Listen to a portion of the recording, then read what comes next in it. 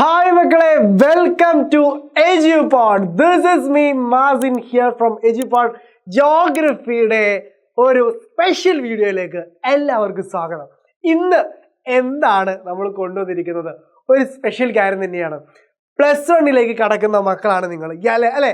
Yes, 10ാം class ഒക്കെ കഴിഞ്ഞ് വളരെ സ്ട്രോങ് ആയിട്ട് പുതിയ പല തീരുമാനങ്ങളെടുത്ത് പുതിയ പല കോഴ്സുകളും പഠിക്കാൻ വേണ്ടിയിട്ട് പുതിയ പല സബ്ജക്റ്റുകളും പഠിക്കാൻ വേണ്ടിയിട്ട് തയ്യാറെടുത്ത് ഒരുങ്ങിക്കഴിഞ്ഞ് വന്നിരിക്കുന്ന മക്കളാണ് നിങ്ങൾ. Welcome to the world of higher secondary അല്ലേ? പൊളിക്കാൻ നമുക്കിനി. യെസ്, അപ്പോൾ ഹയർ സെക്കൻഡറിയിലേക്ക് നിങ്ങൾ കയറിയപ്പോൾ നിങ്ങൾക്ക് ഇവിടെ വന്ന ഒരു സ്പെഷ്യൽ സബ്ജക്റ്റ് അല്ലേ, ജിയോഗ്രഫി. ഈ ജിയോഗ്രഫിയിൽ നിങ്ങൾ +1 കാലയളവിൽ എന്താണ് പഠിക്കാൻ പോകുന്നത്? എന്താണ് ജിയോഗ്രഫി എന്ന് പറയുന്ന സബ്ജക്റ്റ്? +1 ജിയോഗ്രഫി എന്ന് പറയുന്ന സബ്ജക്റ്റ് എന്താണ് എന്നുള്ളതാണ് നമ്മൾ ഇന്ന് നോക്കാൻ പോകുന്നത്. സോ നിങ്ങൾക്ക് ഒരുപാട് ആശങ്കകൾ ഉണ്ടാവും, ഒരുപാട് ടെക്സ്റ്റ് ബുക്ക് അതിന്റെ കണ്ടന്റ് ഒക്കെ നിങ്ങൾക്ക് കിട്ടിയിട്ടുണ്ടാവും.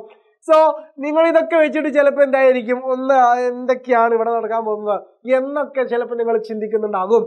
സോ അങ്ങനെയുള്ള ചിന്തകൾക്കും ആശങ്കകൾക്കും ഒക്കെ ഇവിടം വെച്ച് സ്റ്റോപ്പ് പറയാം.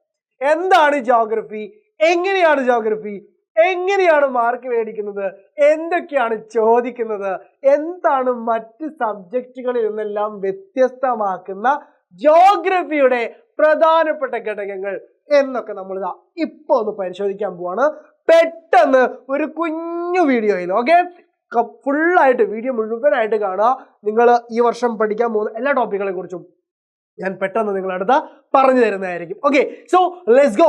+1 ജിയോഗ്രഫിയുടെ സിലബസ് എന്താണ്, എങ്ങനെയാണ്, എവിടേക്കാണ്, എന്തൊക്കെ ശ്രദ്ധിക്കണം എന്നെല്ലാം നമുക്ക് പെട്ടെന്ന് നോക്കാം. സോ നോക്കാം. ഇതാണ് നിങ്ങൾക്കുള്ള ആദ്യത്തെ ടെക്സ്റ്റ് ബുക്ക് എന്ന് പറയുന്നത്. ടെക്സ്റ്റ് ബുക്കിന്റെ പുറംചട്ടയാണ് ഞാൻ ഈ ഫോട്ടോ ആയിട്ട് ഇവിടെ കൊടുത്തിരിക്കുന്നത്. ഓക്കെ, എന്താണ് ആദ്യത്തെ ടെക്സ്റ്റ് ബുക്ക്? ഉണ്ടോ ഒരു നീലച്ചട്ട? ഇത് NCERTയുടെ ടെക്സ്റ്റ് ബുക്കാണ് കേട്ടോ. ചിലപ്പോൾ നിങ്ങൾ പഠിക്കുന്ന ഏതെങ്കിലും ഗൈഡ് ആയിരിക്കും, ഓക്കെ, മലയാളത്തിലുള്ള ഗൈഡ് ആയിരിക്കും, ഇംഗ്ലീഷിലായിരിക്കും.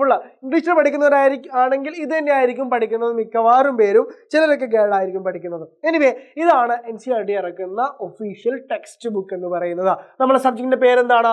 Fundamentals of physical geography. കണ്ടോ അവിടെ പോയി, ഫണ്ടമെന്റൽസ് ഓഫ് ഫിസിക്കൽ ജിയോഗ്രഫി. ഇതാണ് നമ്മുടെ ടെക്സ്റ്റ് ബുക്ക് എന്ന് പറയുന്നത് കേട്ടോ. ഇതാണ് നമ്മുടെ text book, fundamentals of physical geography എന്ന് പറയുന്നത്. നമ്മുടെ ജിയോഗ്രഫിയുടെ ഒന്നാമത്തെ ടെക്സ്റ്റ് ബുക്കാണ്. അപ്പോൾ ഒന്നാമത്തെ എന്ന് പറയുമ്പോൾ വേറെയും ടെക്സ്റ്റ് ബുക്ക് ഉണ്ടോ സാറേ എന്നൊരു ചോദ്യം ഉണ്ടാവും. വേറെയും ടെക്സ്റ്റ് ബുക്ക് ഉണ്ട്. കണ്ടോ, ഇത് നമ്മുടെ രണ്ടാമത്തെ ടെക്സ്റ്റ് ബുക്ക്, ജിയോഗ്രഫിയുടെ പാർട്ട് 2 എന്നറിയപ്പെടുന്ന രണ്ടാമത്തെ text book. India physical environment. കണ്ടോ, ഇന്ത്യയുടെ ഫിസിക്കൽ എൻവയോൺമെന്റിനെ കുറിച്ച് പഠിക്കുന്ന രണ്ടാമത്തെ ടെക്സ്റ്റ് ബുക്ക്. ഇതാണ് നമ്മുടെ രണ്ടാമത്തെ text book, India physical environment. ചട്ട കണ്ടോ, ഇതാണ് ഇതിന്റെ പുറംചട്ട. ഓക്കെ, ലേഔട്ട് എന്ന് പറയുന്നത്. ഓക്കെ, NCERTയുടെ ടെക്സ്റ്റ് ബുക്കാണ് ഈ ലേഔട്ടിൽ ഉണ്ടാവുക. ഓക്കെ, ചിലപ്പോൾ നിങ്ങൾ പഴയ എഡിഷനാണ് മേടിച്ചിട്ടുണ്ടെങ്കിൽ ടെക്സ്റ്റ് ബുക്കിന്റെ ചട്ടയ്ക്ക് ചിലപ്പോൾ മാറ്റം ഉണ്ടാവും, പക്ഷെ കണ്ടന്റിന് വലിയ മാറ്റമൊന്നുമില്ല. ഓക്കെ, സോ ഇത് നമ്മുടെ രണ്ടാമത്തെ ടെക്സ്റ്റ് ബുക്ക്. ഇനിയും ടെക്സ്റ്റ് ബുക്ക് ഉണ്ടോ എന്നൊരു ചോദ്യം ഉണ്ടാവും. യെസ്, ഇനിയും ഒരു ടെക്സ്റ്റ് ബുക്ക് കൂടെയുണ്ട്. ഇതാണ് നമ്മുടെ മൂന്നാമത്തെ ടെക്സ്റ്റ് ബുക്ക്. ജിയോഗ്രഫി സ്റ്റുഡന്റ് +1 പഠിക്കാൻ പോകുന്ന 3 ടെക്സ്റ്റ് ബുക്കുകളാണ് ഈ കൊടുത്തിരിക്കുന്നത്. ബട്ട് ഇത് പ്രാക്ടിക്കൽ വർക്ക് ഇൻ ജിയോഗ്രഫി എന്നൊരു ടെക്സ്റ്റ് ബുക്കാണ്. അതിന്റെ പാർട്ട് 1 ആണ് ഈ കൊടുത്തിരിക്കുന്നത്. പാർട്ട് 2 ഉണ്ട്, അത് +2 പഠിക്കാനുണ്ടാവുക. ആ +2 പഠിക്കുന്നതിന്റെ കൂടെ ആയിരിക്കും ഇതിന്റെ എക്സാമും ഉണ്ടാവുക. സോ ഇതിനെക്കുറിച്ച് നിങ്ങൾ ഇപ്പൊ എന്ത് ചെയ്യണ്ട, ആശങ്കപ്പെടേണ്ട കാര്യമില്ല. സോ +1 നിങ്ങൾക്ക് ഇതിന്റെ എക്സാം ഉണ്ടായിരിക്കില്ല. പഠിപ്പിക്കാൻ ക്ലാസ് ഒക്കെ കിട്ടും. ചിലർക്ക് +1 തന്നെ ക്ലാസ് കിട്ടും, ചിലർക്ക് +2 ക്ലാസ് കിട്ടുക. അത് ഓരോ സ്കൂൾ ഡിപ്പെൻസ് ആയിരിക്കും.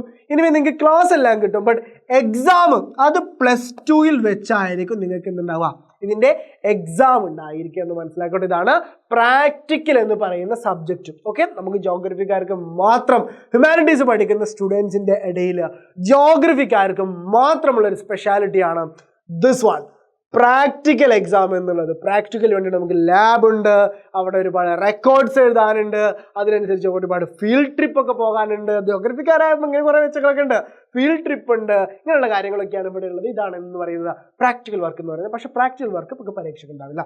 ഈ 2 സബ്ജക്റ്റുകളാണ് നമ്മൾ എന്ത് ചെയ്യുന്നത്, ഇത് രണ്ടാമത്തെ, ഇത് മൂന്നാമത്തെ ടെക്സ്റ്റ് ബുക്ക്. ഈ 1, 2 സബ്ജക്റ്റുകളാണ് നമുക്ക് പരീക്ഷ അറ്റൻഡ് ചെയ്യാനുണ്ടാവുക +1 നിന്ന്. എന്താണ് ഒന്നാമത്തെ സബ്ജക്റ്റിനകത്തുള്ളത് നോക്കാം. ഇതാണ് ഒന്നാമത്തെ ടെക്സ്റ്റ് ബുക്ക്. ഞാൻ നേരത്തെ നിങ്ങളോട് പറഞ്ഞു ഈ സബ്ജക്റ്റിനകത്ത് എന്തെല്ലാം കണ്ടന്റ്സ് ആണുള്ളത്, എന്തെല്ലാം ചാപ്റ്ററുകളാണുള്ളത്. പെട്ടെന്ന് നോക്കാം, ആ ചാപ്റ്ററുകളുടെ വെയിറ്റേജും മനസ്സിലാക്കാം. ഓരോ ചാപ്റ്ററിൽ നിന്നും എത്ര മാർക്കിന് ചോദ്യങ്ങൾ ചോദിക്കുന്നു എന്നും നമുക്ക് മനസ്സിലാക്കാം. അപ്പൊ നിങ്ങൾക്ക് ആ ഇമ്പോർട്ടൻസ് മനസ്സിലാവും. നോക്കൂ ഫണ്ടമെന്റൽസ് ഓഫ് ഫിസിക്കൽ ജോഗ്രഫി എന്ന നമ്മുടെ ഒന്നാമത്തെ ടെക്സ്റ്റ് ബുക്ക്.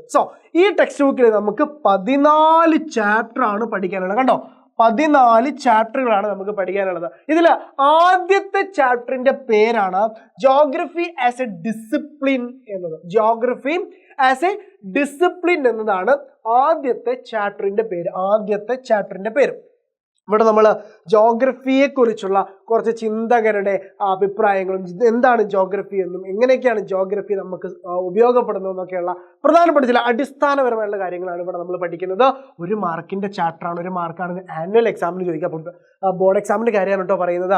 ബട്ട് ക്വാർട്ടർലിക്കും ഹാഫ് ഇയർലിക്കും ഒക്കെ കൂടുതൽ മാർക്കിന് ചോദിക്കും. Okay, anyway the origin and evolution of earth എന്നുള്ളതാണ് രണ്ടാമത്തെ ചാപ്റ്റർ എന്ന് പറയുന്നത്. Origin and evolution of earth, അതായത് ഭൂമിയുടെ ഉത്ഭവം എങ്ങനെയായിരുന്നു, പ്രപഞ്ചത്തിന്റെ ഉത്ഭവം എങ്ങനെയായിരുന്നു എന്നൊക്കെ പഠിക്കുന്ന ചാപ്റ്റർ ആണത്.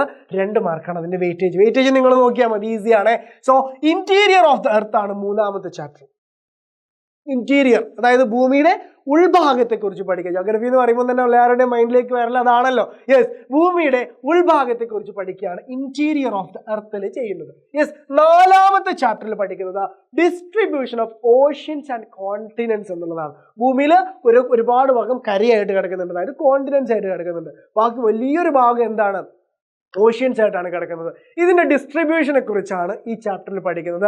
എത്ര ഭാഗം കരയുണ്ട്, ഏതൊക്കെ കരയുണ്ട്, കടൽ ഏതൊക്കെയുണ്ട്, ഇങ്ങനെയുള്ള കാര്യങ്ങളൊക്കെയാണ് ഈ ചാപ്റ്ററിനകത്ത് നമ്മൾ പഠിക്കുന്നത്. ദെൻ 5ാമത്തെ ചാപ്റ്റർ നോക്കിക്കേ, അവിടെ പോയി ജിയോമോർഫിക് പ്രോസസ്സസ് ആണ് 5ാമത്തെ ചാപ്റ്റർ എന്ന് പറയുന്നത്. 5ാമത്തെ ചാപ്റ്റർ എന്ന് പറയുന്നത് ഏതാണ്, ജിയോമോർഫിക് പ്രോസസ്സ്, അതായത് രൂപവൽക്കരണ പ്രക്രിയകൾ എന്ന് പറയുന്ന ഒരു ചാപ്റ്റർ. അതായത് ഭൂമിയിൽ പലതരത്തിലുള്ള പ്രോസസ്സുകൾ നടക്കുന്നുണ്ട്. അതായത് പല ഭൂമിയുടെ പാർട്ടുകൾ അങ്ങോട്ട് നീങ്ങുന്നതും തെന്നുന്നതും മാറുന്നതും ഒക്കെ ആയിട്ടുള്ള പല സംഭവങ്ങൾ നടക്കുന്നുണ്ട്. നിരന്തരം ചലിച്ചുകൊണ്ടിരിക്കുന്ന ഒരു ഭൂമിയാണിത്. ആ ചലനങ്ങളെ കുറിച്ചാണ് നമ്മൾ ജിയോമോർഫിക് പ്രോസസ്സുകളിൽ പഠിക്കുന്നത്. അടുത്തൊരു ചാപ്റ്റർ നോക്കിക്കേ, land forms and their evolution. അതായത് ഇവിടെ കാണുന്ന കുന്നുകൾ, താഴ്വരകൾ, മലകൾ, അതേപോലെ പിന്നെ നിങ്ങൾ പഠിച്ചിട്ടുണ്ടോ മഷ്റൂം റോക്സ് പോലുള്ള സാധനങ്ങൾ, അതുപോലെ മരുഭൂമികൾ, ഇതിൻ്റെയൊക്കെ രൂപീകരണം, ഇതൊക്കെയാണ് ലാൻഡ് ഫോംസ് എന്ന് പറയുന്നത്. ഇതൊക്കെ എങ്ങനെ രൂപപ്പെട്ടു, വെറുതെ അങ്ങ് രൂപപ്പെട്ടു എന്നാണോ, ആ കാര്യങ്ങളൊക്കെയാണ് നമ്മൾ എന്ത് ചെയ്യുന്നത് ഈ ചാപ്റ്ററിൽ പഠിക്കാൻ പോകുന്നത്. 4 മാർക്കിന്റെ ചാപ്റ്റർ ആണ്. 7th ചാപ്റ്റർ ഏതാണ്, composition and structure of atmosphere. ഭൂമിയിൽ നിന്നൊക്കെ വിട്ടു ഇനി മേലക്ക എങ്ങോട്ട്, മുകളിലേക്ക് അറ്റ്മോസ്ഫിയറിലേക്ക് പോകുമ്പോൾ അതിന്റെ ലെയേഴ്സ് ഏതൊക്കെയാണ്, ആ സ്ട്രക്ചേഴ്സ് ഏതൊക്കെയാണ് നമ്മൾ പഠിച്ചിട്ടുണ്ടാവും അല്ലെ. ട്രോപ്പോസ്ഫിയർ, സ്ട്രാറ്റോസ്ഫിയർ, മിസോസ്ഫിയർ, തെർമോസ്ഫിയർ ഒക്കെ നിങ്ങൾ കേട്ടിട്ടുണ്ടോ 9ാം ക്ലാസ്സിൽ. ആ സാധനം തന്നെ എന്ത് ചെയ്യുന്നത് ഇവിടെ പഠിക്കുന്നത്, കുഞ്ഞു ചാപ്റ്റർ. ആ സാധനം പഠിച്ചു കഴിഞ്ഞാൽ കഴിഞ്ഞു. Then solar radiation. അവിടെ പോയി സോളാർ റേഡിയേഷൻ ആണ് അടുത്തത്. Heat balance and temperature. ഈ 3 കണ്ടന്റുകൾ മാത്രമേ ആ ചാപ്റ്ററിനകത്ത് പഠിക്കാനുള്ളൂ. ചെറിയ കുഞ്ഞു ചാപ്റ്റർ. നോക്കൂ, സോളാർ റേഡിയേഷൻ, സൂര്യനിൽ നിന്ന് വരുന്ന റേഡിയേഷനെ പറ്റി പഠിക്കുന്നതാണ്. ഓക്കെ, സൺലൈറ്റ് ഇല്ലേ, അതിനെ പറ്റി പഠിക്കുന്നതാണ് സോളാർ റേഡിയേഷൻ. ഹീറ്റ് ബാലൻസ് എന്താ, സൂര്യനിൽ നിന്ന് വന്ന ചൂട് മുഴുവൻ എന്ത് ചെയ്യുന്നുണ്ട്, അന്നേ ദിവസം തന്നെ തിരിച്ചു പോകുന്നുണ്ട് എന്ന് പഠിക്കുന്ന ഒരു പഠനമാണെന്ത് ഹീറ്റ് ബാലൻസ് എന്ന് പറയുന്നത്, ഹീറ്റ് ബജറ്റ് എന്നൊക്കെ പറയും. ഓക്കെ, ദെൻ ടെമ്പറേച്ചർ, ചൂട് എങ്ങനെ ഓരോ സ്ഥലത്തും വ്യത്യാസപ്പെടുന്നു, എന്തൊക്കെയാണ് കാരണങ്ങൾ, ഇതൊക്കെ പഠിക്കുന്നതാണ് ടെമ്പറേച്ചർ. ഒറ്റ ചാപ്റ്ററാണ്, കുഞ്ഞു ചാപ്റ്ററാണ്. ഓക്കെ, ദെൻ 9ാമത്തെ chapter atmospheric circulation and weather systems. അതായത് നമ്മുടെ കാറ്റിനെ കുറിച്ച്, അതേപോലെ പിന്നെ ഇവിടെ നടക്കുന്ന മഴ, കാലാവസ്ഥ, ആ രൂപത്തിൽ കാര്യങ്ങളെ കുറിച്ചൊക്കെയാണ് എന്ത് ചെയ്യുന്നത് ഈ ചാപ്റ്ററിനകത്ത് പഠിക്കുന്നത്. ദെൻ 10ാമത്തെ ചാപ്റ്റർ പഠിക്കുന്നത് വാട്ടർ ഇൻ ദ അറ്റ്മോസ്ഫിയർ. അതായത് നമ്മൾ എന്താ പറയുക, ഹ്യൂമിഡിറ്റി എന്നൊക്കെ പറയില്ലേ എടാ, ഹ്യൂമിഡിറ്റി എന്നൊക്കെ പറയുന്ന കാര്യമാണ് എന്ത് പറയുന്നത്, വാട്ടർ ഇൻ അറ്റ്മോസ്ഫിയർ എന്ന് പറയുന്നത്. ആ ഹ്യൂമിഡിറ്റിയെ കുറിച്ചൊക്കെ പഠിക്കുന്ന ചാപ്റ്ററാണ് 10ാമത്തെ ചാപ്റ്റർ. 11ാമത്തെ chapter world climate and climate change. അതൊരു ജനറൽ ടോപ്പിക്കായിട്ട് നമുക്ക് വേണമെങ്കിൽ പറയാം. ലോകത്തിന്റെ പുതിയ കാലത്ത് കാലാവസ്ഥാ വ്യതിയാനങ്ങളെക്കുറിച്ച് എന്തൊക്കെ കാരണങ്ങൾ കാലാവസ്ഥാ വ്യതിയാനം സംഭവിക്കുന്നു, അവിടെ നമുക്ക് എന്തൊക്കെ ചെയ്യാൻ പറ്റും, ഇങ്ങനെയൊക്കെയുള്ള കുറച്ച് പരിസ്ഥിതി സൗഹൃദമായിട്ട് പഠിക്കുന്ന ഒരു ചാപ്റ്ററാണ് എന്താ world climate and climate change എന്ന് പറയുന്നത്. 12th ചാപ്റ്റർ നോക്കിക്കേ, വാട്ടർ, സമുദ്രത്തിലെ ജലത്തെക്കുറിച്ച്, അതായത് സമുദ്രം ജലമാണല്ലോ ഫുള്ള് അല്ലെ. അപ്പോൾ ഈ സമുദ്രത്തിലെ ജലത്തെക്കുറിച്ച് പഠിക്കുന്ന ചാപ്റ്ററാണ് ഏത് ഓഷ്യൻസ് എന്ന കോൺസെപ്റ്റിലൂടെ വാട്ടറിനെ പഠിക്കുക. ദെൻ 13th ചാപ്റ്റർ പഠിക്കുന്നതാണ് മൂവ്മെന്റ്സ് ഓഫ് ഓഷ്യൻ വാട്ടർ, സമുദ്രജലത്തിന്റെ ചലനം എന്ന് പറയുന്നത് അല്ലെ. നിങ്ങൾ പഠിച്ചിട്ടുണ്ടാവും ഓഷ്യൻ കറൻസ്, അതേപോലെ ടൈഡ് അല്ലെ. ചില സമയത്ത് ഉയർന്നു വരുന്ന നമ്മുടെ ചന്ദ്രന്റെ സൂര്യന്റെ ഒക്കെ ആകർഷണ ഫലമായിട്ട് എന്ത് ചെയ്യുന്നുണ്ട്, ആ ഒരു ഗ്രാവിറ്റേഷണൽ പുള്ളും സെൻട്രിഫ്യൂഗൽ ഫോഴ്സ് ഒക്കെ ഉള്ളതുകൊണ്ട് എന്ത് ചെയ്യുന്നുണ്ട്, അങ്ങനെ ഉയർന്നു വരുന്ന, ചില സ്ഥലത്ത് വെള്ളം ഉയർന്നു കയറി വരും, ചില സമയത്ത് ഇത് ഇറങ്ങിപ്പോവില്ലേ, ആ ഒരു പ്രക്രിയ ടൈഡ്, ഇതിനെക്കുറിച്ചൊക്കെ പഠിക്കുന്ന 13th ചാപ്റ്റർ. അവസാനത്തെ ചാപ്റ്റർ എന്ത് പഠിക്കുന്നു, ബയോഡൈവേഴ്സിറ്റി ആൻഡ് കൺസർവേഷൻ, ജൈവ വൈവിധ്യത്തിന്റെ സംരക്ഷണം, ഓരോ ജൈവ വൈവിധ്യത്തിന്റെയും ആവശ്യകത എന്താണ്, ബയോഡൈവേഴ്സിറ്റി ഇല്ലെങ്കിൽ ഇവിടെ എന്ത് സംഭവിക്കും, ഫ്യൂച്ചറിൽ എന്താവും എന്നൊക്കെ പഠിക്കുന്നതാണ് എന്താ അവസാനത്തെ ചാപ്റ്റർ എന്ന് പറയുന്നത്. ഇത്രയാണ് നമ്മളെ ചാപ്റ്റേഴ്സ് എന്ന് പറയുന്നത്. ടോട്ടൽ 44 മാർക്സിനാണ് നമ്മൾ ഇതിൽ നിന്ന് ചോദ്യങ്ങൾ എക്സ്പെക്ട് ചെയ്യുന്നത്. ഈ ഒരൊറ്റ ടെക്സ്റ്റ് ബുക്കിൽ നിന്ന് ചോദ്യങ്ങൾ നമ്മൾ എക്സ്പെക്ട് ചെയ്യുന്നത്. രണ്ടാമതൊരു ടെക്സ്റ്റ് ബുക്ക് ഉണ്ട്, നമ്മൾ പറഞ്ഞിരുന്നു, അത് ഈ ടെക്സ്റ്റ് ബുക്കാണ് അല്ലെ. ഈ രണ്ടാമത്തെ ഇന്ത്യ ഫിസിക്കൽ എൻവയോൺമെന്റ് എന്ന് പറയുന്ന ടെക്സ്റ്റ് ബുക്ക്. അപ്പൊ ഈ ടെക്സ്റ്റ് ബുക്കിനകത്ത് എന്താ പഠിക്കാനുള്ളത്, സ്വാഭാവികമായിട്ടും അത് ഇന്ത്യയെ കുറിച്ചായിരിക്കും അല്ലെ. ഇത് അവിടെ വന്നിരിക്കുന്നു, ഇന്ത്യയുടെ ലൊക്കേഷനെ കുറിച്ചാണ് ആദ്യത്തെ ചാപ്റ്റർ എന്ന് പറയുന്നത്. ഇന്ത്യയുടെ ലൊക്കേഷൻ എവിടെ കിടക്കുന്നു, നമ്മുടെ ചുറ്റുഭാഗത്ത് ആരൊക്കെയുണ്ട്, സമുദ്രങ്ങൾ ഏതൊക്കെയാണ് ചുറ്റുഭാഗത്തുള്ളത് എന്നൊക്കെ വരയ്ക്കുന്നത് സിമ്പിൾ ആയിട്ടുള്ള ഒരു ചാപ്റ്ററാണ് ഇന്ത്യ ലൊക്കേഷൻ എന്ന് പറയുന്ന ചാപ്റ്റർ. ദെൻ മക്കളെ നോക്കണ രണ്ടാമത്തെ ചാപ്റ്ററിൽ സ്ട്രക്ചർ ആൻഡ് ഫിസിയോഗ്രഫി. ഇന്ത്യയിൽ ചില സ്ഥലത്ത് മഞ്ഞുമുടി കിടക്കുന്നുണ്ട്, ചില സ്ഥലത്ത് മരുഭൂമിയുണ്ട്, ചില സ്ഥലത്ത് എന്തുണ്ട്, പിന്നെ പർവ്വതങ്ങളുണ്ട്, പീഠഭൂമികളുണ്ട്, പ്ലാറ്റ്യൂസ് ഉണ്ട്, പ്ലെയിൻ ഏരിയ ഉണ്ട്. ഇതിനെക്കുറിച്ചൊക്കെ പഠിക്കുന്നതാണ് രണ്ടാമത്തെ ചാപ്റ്റർ. ദെൻ മൂന്നാമത്തെ ചാപ്റ്റർ ഡ്രൈനേജ് സിസ്റ്റം. ഇതിലെ പ്രധാനപ്പെട്ട ഡ്രൈനേജസ് ഏതൊക്കെയാണ്, നദികൾ അല്ലെ. ഒരുപാട് നദികളുണ്ട്, പ്രധാന നദികൾ ഏതൊക്കെയാണ്, അതിന്റെ ട്രിബ്യൂട്ടറീസ് ഏതൊക്കെയാണ്, ഡിസ്ട്രിബ്യൂട്ടറീസ് ഏതൊക്കെയാണ്, ഇങ്ങനത്തെ കാര്യങ്ങൾ പഠിക്കുന്നതാണ് മൂന്നാമത്തെ ചാപ്റ്റർ. ദെൻ നാലാമത്തെ ചാപ്റ്ററിൽ ക്ലൈമറ്റിനെ കുറിച്ച് പഠിക്കുക. അവിടുത്തെ ക്ലൈമറ്റ്, ഇന്ത്യയിലെ ക്ലൈമറ്റിനെ കുറിച്ച് പഠിക്കുന്നതാണ്. ഇന്ത്യയിൽ എത്ര തരം കാലാവസ്ഥ, ആ കാലാവസ്ഥയുടെ കാലഘട്ടം ഏതൊക്കെയാണ്, ഈ മാസം മുതൽ ഈ മാസം വരെ ഏതാണ്. ഇപ്പൊ നമുക്ക് ഏതാ കാലാവസ്ഥ ഒന്ന് ആലോചിക്കാൻ മതി അല്ലേ. മഴക്കാലമാണ്, നമ്മുടെ മൺസൂൺ സീസൺ ആണ് അല്ലേ. അപ്പൊ ഇതൊക്കെ ഇന്ത്യയുടെ കാലാവസ്ഥയാണ്. ഇതൊക്കെയാണ് നമുക്ക് ഈ ചാപ്റ്ററിനകത്ത് പഠിക്കാനുള്ളത്. നാച്ചുറൽ വെജിറ്റേഷൻ ആണ് അടുത്തത്, ഇന്ത്യയുടെ സസ്യജാലങ്ങളെ കുറിച്ചാണ് പഠിക്കാനുള്ളത്. ദെൻ അവസാനത്തെ ചാപ്റ്ററിൽ നാച്ചുറൽ ഹസാർഡ്സ് ആൻഡ് ഡിസാസ്റ്റേഴ്സ്, നമുക്ക് കൂടുതലായിട്ട് കാണാൻ സാധിക്കുന്ന പ്രകൃതി ദുരന്തങ്ങളെ കുറിച്ചാണ് അവസാനത്തെ ചാപ്റ്ററിൽ പഠിക്കുന്നത്. ഈ രണ്ട് ടെക്സ്റ്റ് ബുക്കിൽ നിന്നും കൂടെ ചേർത്തിട്ട് നമുക്ക് ടോട്ടൽ മേടിക്കാനുള്ള മാർക്കാണ് 60 മാർക്ക് എന്ന് പറയുന്നത്. 60 മാർക്സ് ആണ് നമ്മുടെ ടോട്ടൽ മാർക്സ് എന്ന് പറയുന്നത്. ഓക്കെ, 60 മാർക്സ് മേടിച്ചാൽ ഫുൾ മാർക്കായി. ഈ രണ്ട് ചാപ്റ്ററിൽ നിന്നാണ്, രണ്ട് ടെക്സ്റ്റ് ബുക്കിൽ നിന്നാണ് 60 മാർക്സ് നമുക്ക് ഉള്ളത്. ദെൻ ഒരു 10 മാർക്ക് കൂടി എവിടെ നിന്ന് ആഡ് ആവും, നമ്മുടെ പ്രാക്ടിക്കലിന് ആഡ് ആവും. പക്ഷെ നമുക്ക് ഈ വർഷം ഇല്ല, നമുക്ക് അടുത്ത വർഷമാണ് പ്രാക്ടിക്കൽ ചെയ്യാനുണ്ടാവുക. ഓക്കെ, അപ്പൊ ഇതാണ് നമ്മുടെ പ്രാക്ടിക്കലിന്റെ ടെക്സ്റ്റ് ബുക്ക് ഈ വർഷം പഠിക്കാനുള്ളത്.